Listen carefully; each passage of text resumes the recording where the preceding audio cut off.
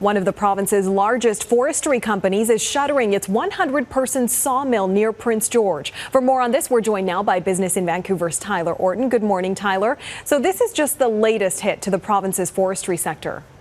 Yeah, what a blow to hear about this. This is going to be happening with Canfor Corporation's sawmill outside of Prince George, the Isle Pierre sawmill. And this just adds to the growing total of sawmill workers in British Columbia that have been losing their jobs. Look at the last half of 2019, we saw 3,000 workers alone lose their jobs as a result of, say, higher stumpage prices, as well as declining demand in declining U.S. demand for lumber too.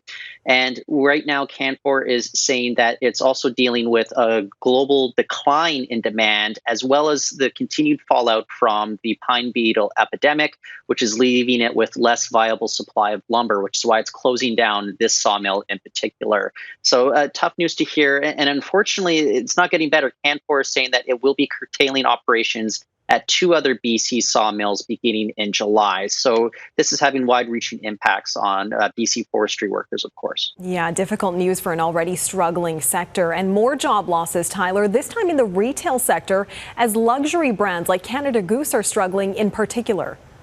Yeah, and most recently, Canada Goose just announced 125 people will be let go as a direct result of the economic pressures brought on by the pandemic.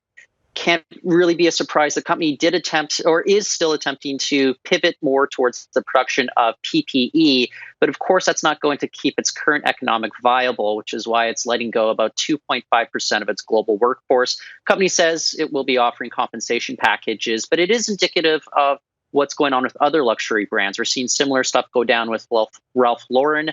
And retailers such as in Canada, such as Holt Renfrew, just announced this week that it will be replacing, or that it has replaced its CEO and president. So while we were talking earlier as well about Reitman's, say, filing for creditor protection, if you look down the line from luxury brands to mid-level retailers, everybody's discretionary spending is pulling back, which is making things very difficult for those high-end retailers and brands such as Canada Goose. Yeah, this pandemic undoubtedly will lead to some permanent changes in the retail sector and many others. Thanks so much for bringing us up to speed. That's Business in Vancouver's Tyler Orton.